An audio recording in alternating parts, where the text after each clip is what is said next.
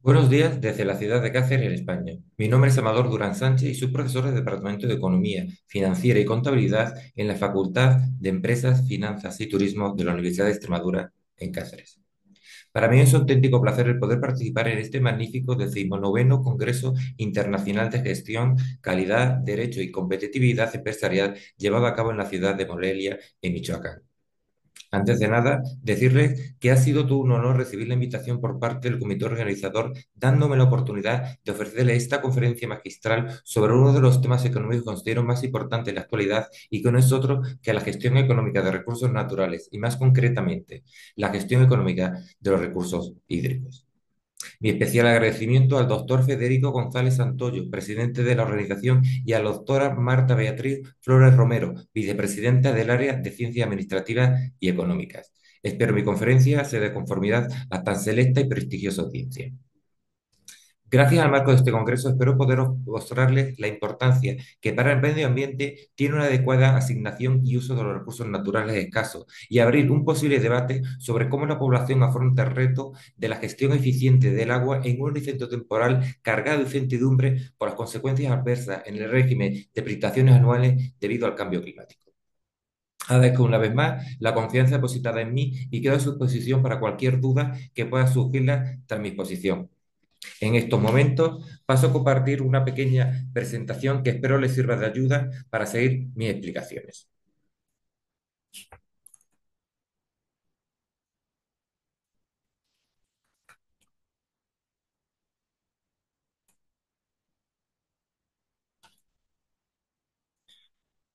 Como pueden ver en esta primera diapositiva, la conferencia lleva por título Caracterización económica de un sistema de recursos hídricos, recuperación de los costes de la demarcación hidrográfica del Tajo, España, y que fue uno de los pilares sobre los que descansa mi tesis doctoral. El esquema seguido en esta presentación será el siguiente. Comenzamos con una pequeña introducción a la economía de los recursos naturales y más concretamente a la economía del agua, donde hablaremos de la importancia de este precioso recurso y por qué merece de un tratamiento económico diferenciado de otro cualquier bien. Continuamos con un apartado dedicado a hablar del valor económico del agua y de su composición. En el tercer punto, nos centraremos en explicar el concepto de costes totales, tema principal de esta conferencia, y estableceremos una clasificación de los mismos. Seguidamente, tratamos los tributos como mecanismo para establecer un precio por los servicios relacionados con el agua y que deberán contribuir a la recuperación de los costes derivados de estos servicios.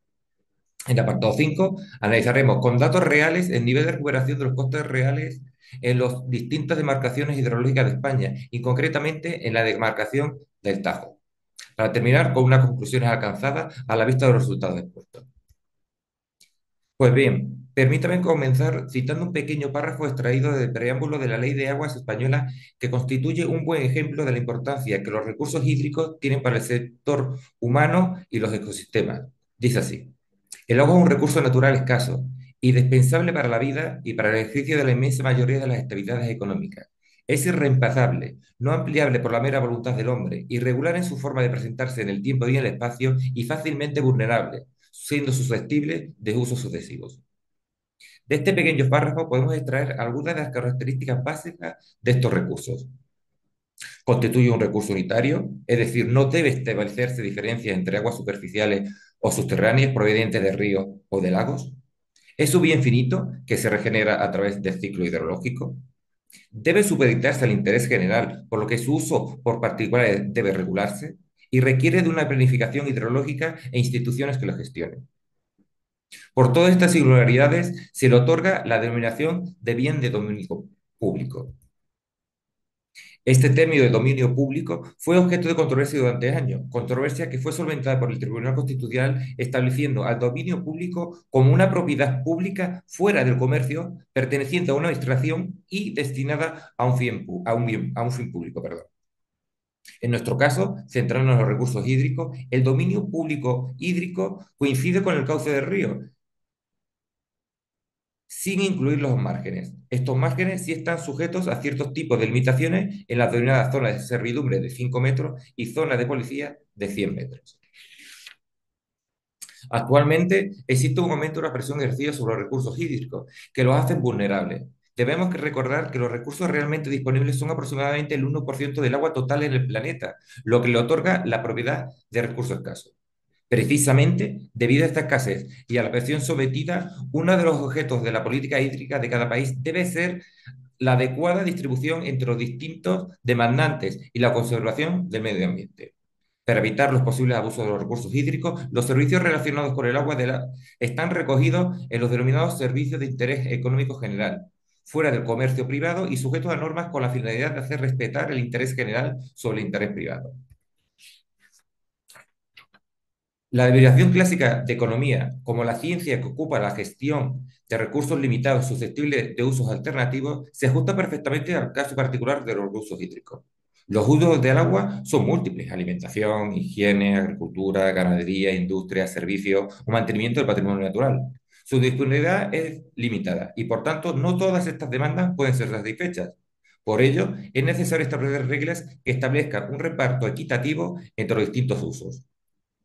Tradicionalmente se distingue entre los conceptos de economía de los recursos naturales y la economía ambiental. Así, la economía de los recursos naturales está relacionada con la asignación temporal de recursos renovables y no renovables. La teoría de la economía de los recursos naturales se basa en la aplicación de métodos de control dinámicos en el análisis de los problemas de asignación de recursos renovables y no renovables para sus diversos usos. Es, por tanto, el estudio científico de los aspectos relacionados con la escasez y el comportamiento humano en relación con su entorno natural, físico y residencial. Mientras, la economía del medio ambiente o economía ambiental, por otro lado, se centra en el estudio de los problemas tales como la regulación de las actividades contaminantes y la valoración de los servicios ambientales. Implica a todos los costes inherentes al deterioro y el control de la medioambiental, aparte de la totalidad de los beneficios derivados de la protección de los recursos y el entorno. Es entendida en un sentido amplio y engloba todo lo relativo a la gestión y a la valoración de bienes naturales y ambientales, es decir, todo relativo a su aprovechamiento óptimo y a la determinación de niveles económicamente deseables de externalidades en el medio, es decir, lo que llamamos contaminación.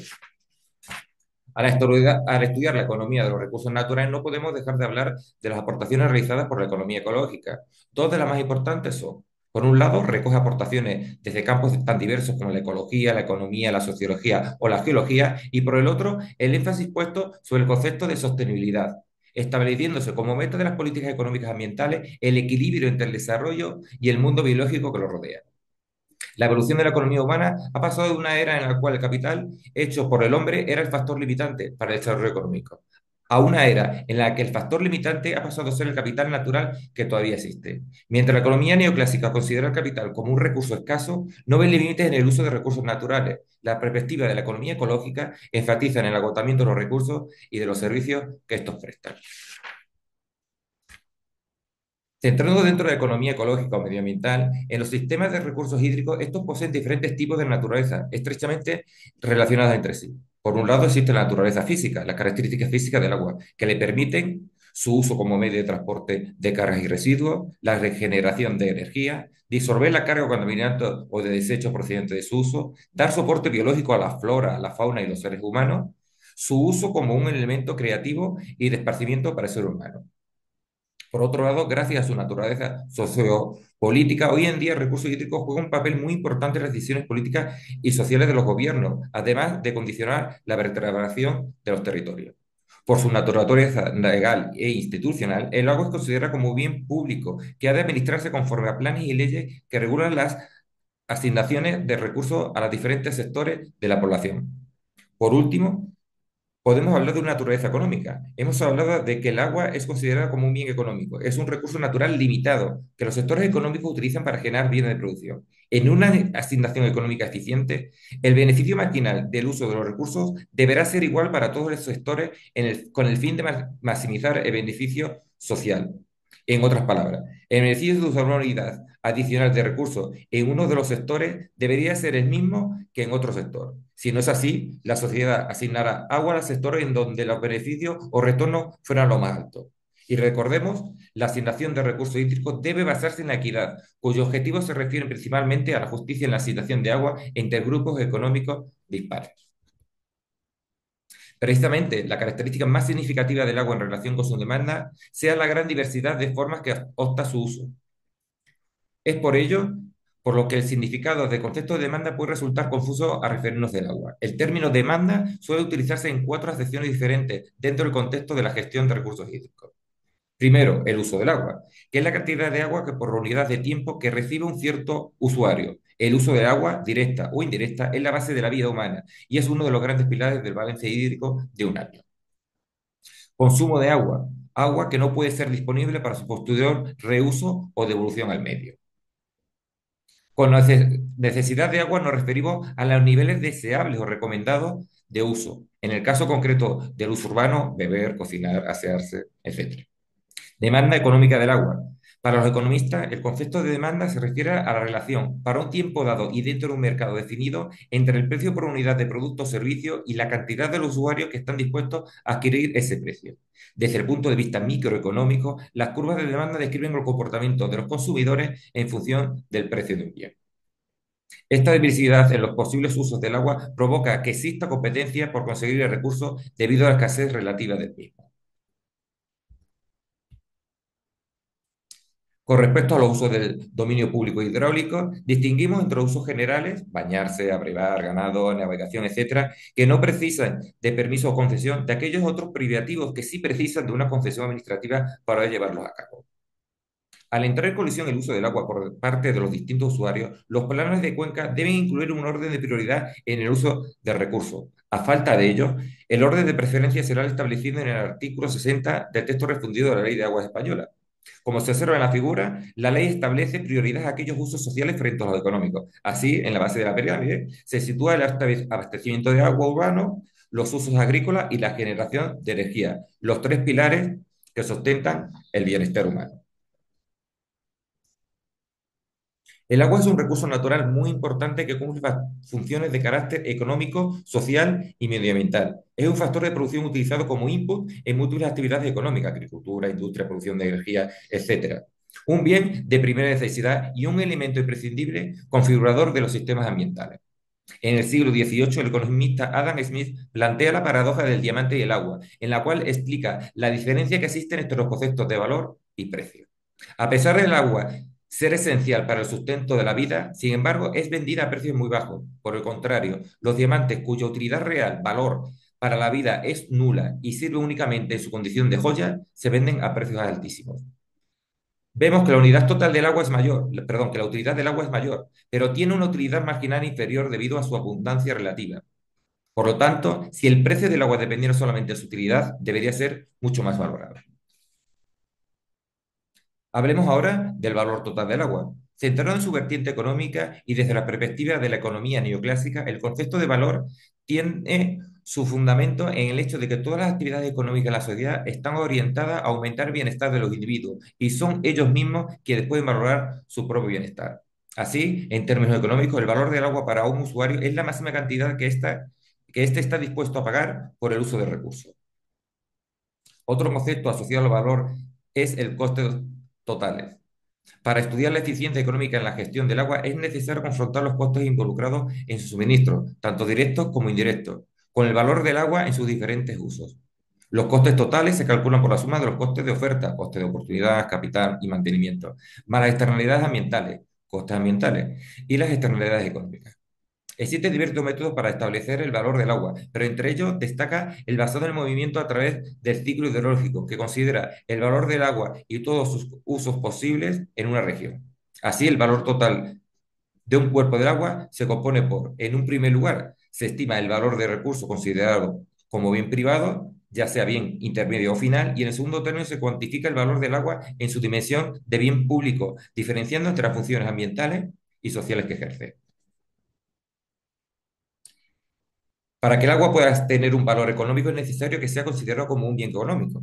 Aunque el agua es un bien económico, tiene características esenciales que lo hacen diferente de otros bienes económicos. El agua es esencial, escasa, finita, huidiza, forma sistema, voluminosa, no susceptible de renovación artificial, comercializable, compleja.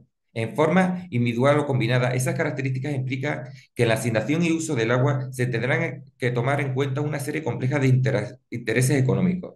Desde esta perspectiva, en la medida que el suministro de recurso hídrico sea escaso en relación con la demanda, el agua tendrá mayor o menor valor económico. La normativa europea y más concretamente la Directiva Marco del Agua pide la recuperación de los costes de los servicios del agua. Lo óptimo desde el punto de vista del uso sostenible del agua es que el coste total se iguale con el valor de agua en el uso. El artículo 9 más concreto de la Directiva Marco del Agua califica los costes en costes financieros, es decir, hablamos de mantenimiento, costes operacionales y de capital, costes medioambientales, es decir, de uso del medio ambiente y del vertido al medio ambiente, y costes de oportunidad. Vamos a hablar y profundizar un poquito más en cada uno de ellos. El coste financiero de los servicios, infraestructura y gestión incluyen todos los costes necesarios para la provisión de los servicios de abastecimiento y saneamiento. Son los costes de prestación, los costes de administración del servicio, así como los operativos y de mantenimiento, y los costes de capital, es decir, amortización de capital más intereses. Por otra parte, los costes medioambientales representan el valor económico del daño ambiental originado por la degradación y agotamiento de recursos como consecuencia de su uso, por ejemplo, extracción de agua o emisión de contaminantes. En esta definición, el coste ambiental está, por tanto, relacionado con externalidades generadas por el uso actual de recursos y su finalidad es recuperar el daño ambiental producido por el uso del agua internalizando sus costes. Por tanto, los costos ambientales se valorarán como el coste de las medidas establecidas para alcanzar los objetivos ambientales y restablecer el medio natural, incluyendo las adaptadas tanto por las administraciones competentes como por los usuarios. Por último, los costes de oportunidad de recursos o escasez representan los costes de las oportunidades perdidas para otros usuarios por un agotamiento de los recursos superior al índice natural de renovación o recuperación, por ejemplo, por una explotación excesiva de las aguas subterráneas. Es decir, es el coste de oportunidad de utilizar el agua para un determinado uso más allá de la capacidad natural de recarga o de recuperación. Los costes de recursos surgen cuando hay unos usos alternativos que generan un valor económico o ambiental mayor que el uso presente o futuro y por lo tanto derivan de una situación de asignación ineficiente de los recursos tanto en el tiempo como entre los distintos usuarios.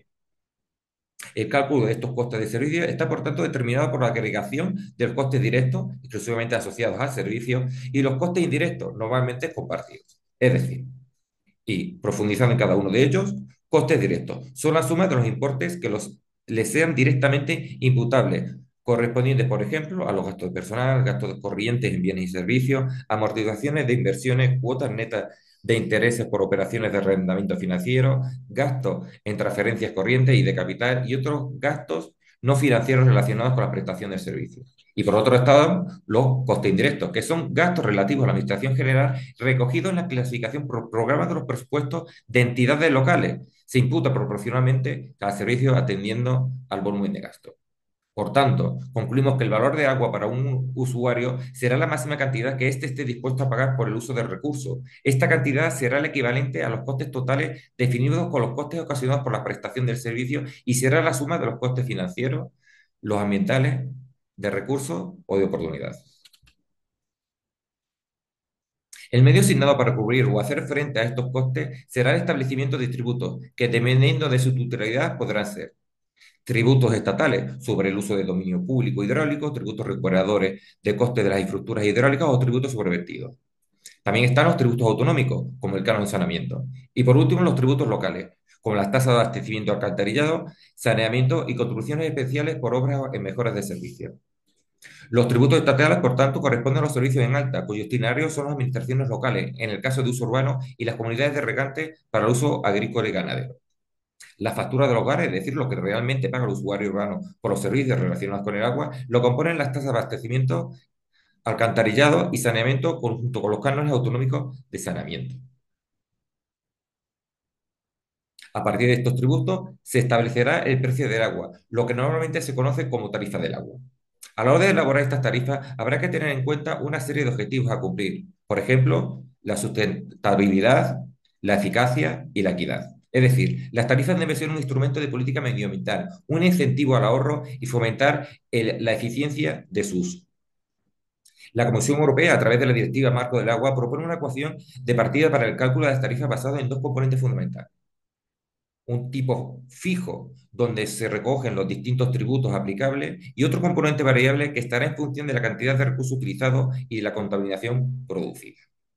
Por tanto, en un primer lugar, la motivación del precio es medioambiental, ya que que una política de tarificación acorde con el uso sostenible de los recursos persigue incentivar a los usuarios a utilizar el agua de forma respetuosa con el medio natural. Y en segundo lugar, también puede hablarse de una motivación económica, pues se pretende provocar una asignación eficiente de recursos mediante la utilización de políticas de precios. En general, los principios básicos de tarificación de los servicios públicos, suficiencia, eficiencia y transparencia, tienen en el ámbito del agua unas exigencias particulares como la consideración de principios de recuperación de los costes de los servicios relacionados con el agua, incluidos los costes medioambientales y los costes de conformidad con el principio de contamina paga y diferenciando al menos entre los usos domésticos, agrícolas e industriales. Pues bien, si nos centramos ya en los datos empíricos del grado de recuperación de los costes de las distintas demarcaciones hidrológicas en España, observamos un peso desigual dentro del coste total de los tres usos que establece la Directiva Marco del Agua, ya que el uso doméstico supone más del 50% de los costes totales, el agrícola ganadero un tercio y el industrial tan solo supone el 17% de los costes totales. De igual forma, vemos que su mayoría de los costes en sus tres modalidades están compuestas por costes financieros, situándose los costes ambientales en una horquilla entre el 11 y el 20% del total. Para poder seguir hablando del nivel de recuperación de los costes totales, debemos previamente establecer una clasificación de los diferentes servicios relacionados con el agua. De este modo, la misma Comisión Europea establece dos grandes grupos de servicios. Por un lado, relacionados con las extracciones, envase, almacén, tratamiento y distribución de agua, tanto superficial y subterránea, es decir, los servicios relacionados con el suministro de agua a diferentes usos y destinatarios. Este grupo incluye los servicios de agua superficial en alta, extracción y suministro de agua subterránea, distribución de agua para riego, servicio de agua para el uso del ciclo urbano, distribución de agua potable a los hogares, entre otros, autoservicios, reutilización, desalación. Y por otro lado existe otro grupo donde se encuentran los servicios relacionados con la recogida y tratamiento de aguas silenciadas o vertidos, que englobarían los servicios de recogida y depuración de aguas tanto fuera de redes públicas como pertenecientes a estas. Una vez realizada la clasificación de los servicios, podemos hacer un análisis más profundo del nivel de recuperación de los costes totales basándonos en dicha clasificación. De este modo, y con respecto a la recuperación de los costes, el nivel de recuperación de los costes totales medio en el segundo ciclo de planificación, cada ciclo de planificación viene a durar unos 6 años, fue del 68%, si bien existen muchas grandes diferencias entre servicios. Servicios como autoservicios, con un nivel de recuperación de costes totales del 86%, y extracciones subterráneas con un 83%, se encuentran muy por encima de la media, mientras que servicios en alta y depuración fuera de red apenas superan el 50%. En referencia al ámbito de gestión de las aguas, actualmente existen nuevos organismos de cuencas intercomunitarias en España, es decir, cuencas hidrográficas que exceden del ámbito territorial de una comunidad autónoma con denominación de conferencias hidrológicas. Además, también existen 12 ámbitos de gestión en cuencas intracomunitarias, es decir, cuencas hidrográficas que no exceden del ámbito territorial de una comunidad. Es importante, pues, ver qué diferencias se aprecian entre las diferentes demarcaciones a lo largo del territorio nacional. De este modo, por demarcaciones también se pueden observar grandes diferencias en el nivel de recuperación de los costes. Demarcaciones como Guadalete-Barbate con un 86% y Tajo con un 81% están muy por encima de la media, que recordemos era del 68%. Por el contrario, las demarcaciones Miño, Sil y Duero no llegan ni a un 50% en lo que se refiere al nivel de recuperación y se quedan lejos del objetivo propuesto por la Comisión Europea de la plena recuperación de los costes totales.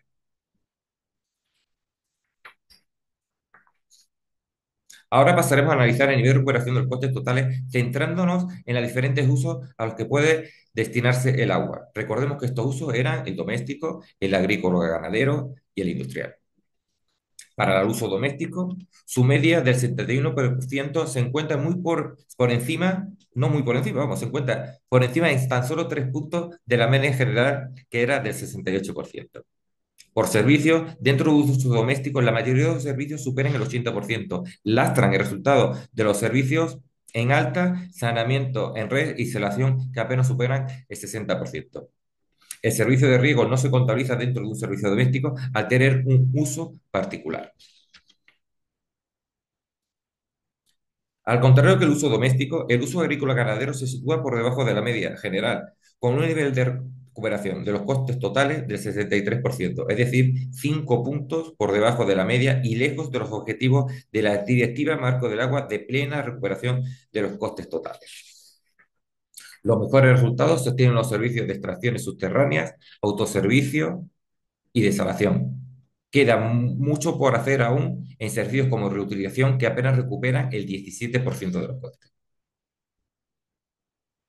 Por último, y por lo que se respecta a los usos, el uso industrial alcanza un nivel de recuperación de los costes totales similar al doméstico, con un dato de 72%. En este uso, varios servicios se encuentran en un nivel de recuperación de costes superior al 80%. Es el caso de extracciones subterráneas, reutilización o autoservicio. Los peores resultados provienen de los servicios de desalación, con un nivel de recuperación de costes de tan solo el 48%. Hasta ahora hemos visto los resultados de analizar los datos del segundo ciclo de planificación. Si realizamos una comparativa de esos resultados con los objetivos de análisis de los datos iniciales propuestos en el primer ciclo de planificación, vemos que no se han producido grandes avances en la consecución del objetivo de plena recuperación de los costes. El nivel de recuperación de los costes medio inicial de las demarcaciones era del 66% y la recuperación de los costes del segundo ciclo fue el de 68%, tan solo una mejora del 2%, aún muy lejos de la meta establecida, que recordemos era la plena recuperación de los costes. Pero no todas las demarcaciones se han comportado de igual forma. Demarcaciones como las cántabras, tanto oriental como occidental, han mejorado sus índices en más de 30 puntos porcentuales. Otras, sin embargo, como la de Segura o Guadalquivir, lo empeoran en más de 25 puntos. Dejando a un lado los datos a nivel nacional y centrándonos en los datos obtenidos para demarcación hidrológica del Tajo, vemos que con un nivel de recuperación de costes total del 81%, el Tajo es la segunda demarcación con mejor nivel de recuperación de los costes, tan solo por detrás de Guadalete Barbate. Por uso, destaca el uso doméstico, con un valor próximo al 85% de recuperación, mientras que el uso agrícola ganadero tiene mucho margen de mejora con un nivel de recuperación de tan solo el 66%. Por uso, por servicio, autoservicios y extracciones subterráneas alcanzan el objetivo de la Directiva Marco del Agua, a recuperar el 100% de los costes asociados. Pero no todos los resultados son tan óptimos. Servicios en alto riesgo no recuperan ni el 50% de los costes, por lo que aún queda mucho margen de mejora en ambos servicios.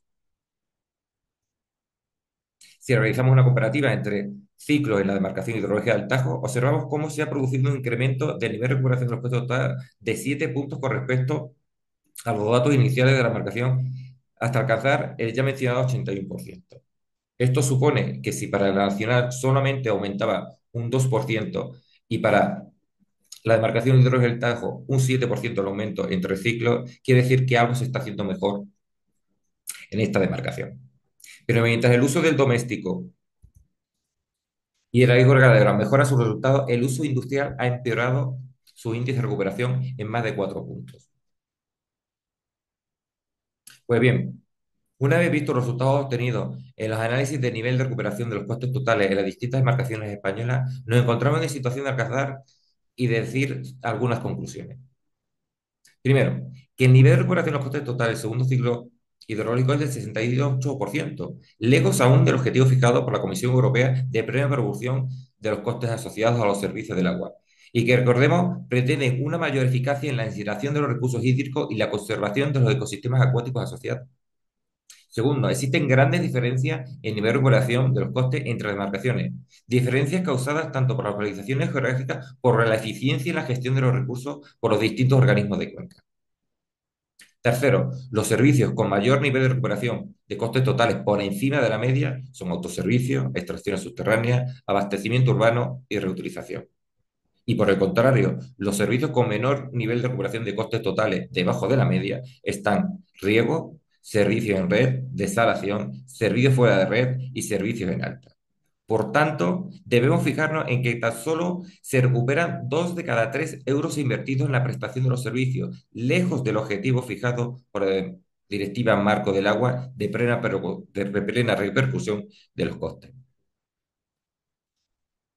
Otros objetivos fijados por la Unión Europea es que los distintos usos contribuyan de forma similar a nivel de recuperación de los costes totales.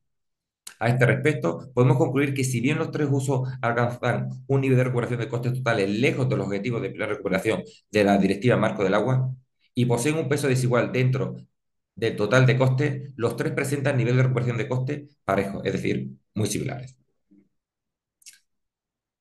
Me gustaría terminar mi exposición con una serie de observaciones derivadas del estudio de las características económicas de los distintos sistemas de recursos hídricos en las marcaciones españolas. Respecto a la comparación del nivel de recuperación de costes totales entre los periodos de planificación, se produce un escaso incremento del 2% este ciclo. Se pasa del 66 inicial a 68 del segundo ciclo, lejos de los objetivos impuestos. Si centramos esta comparación en el caso particular de la directiva, perdón, de la demarcación hidrológica del Tajo, vemos que el nivel de recuperación ha aumentado 6 puntos hasta alcanzar el 81%.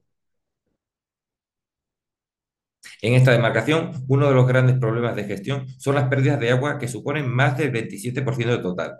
Tema este de las pérdidas de agua en el suministro a los diferentes usos que sería interesante abordar en otra ocasión y que supone un verdadero lastre ya no solo en el objetivo de recuperación de los costes, porque es imposible repercutir los costes de esta agua perdida, sino que supone un grave problema para asegurar una gestión eficiente de recursos. Por último, y centrándonos en el uso doméstico, es decir, en el agua que cada uno de nosotros utiliza en sus casas, los datos nos dicen que es el uso con mayor nivel de recuperación de los costes totales, superando el 85% y por tanto el que se encuentra más cercano de cumplir con los objetivos de la Directiva Marco del Agua. Con esta última conclusión, doy por finalizada mi presentación, que espero le haya sido de interés. Perdón. Consideremos que es, Consideramos que es de una importancia vital para el planeta que vayamos tomando conciencia de los graves problemas a los que vamos a tener que enfrentarnos en un futuro no tan lejano en referente con la disponibilidad y la calidad de las aguas. Perdón. Por ello, agradezco de corazón la oportunidad que el comité organizador de este prestigioso congreso me ha brindado de poder mostrarles parte de nuestra investigación y así abrir un posible debate sobre la gestión eficiente y sostenibilidad para el medio ambiente de los recursos naturales en general y más concretamente de los hídricos en particular. Les dejo en contacto por si tienen a bien realizar algún comentario o pregunta respecto a este trabajo, que gustosamente intentaré responder con la mejor calidad posible. Sin otro particular, y de nuevo agradeciendo a tan ilustre audiencia su atención, reciban un cordial saludo de quien les habla, Amador Durán Sánchez. Un saludo y buenos días.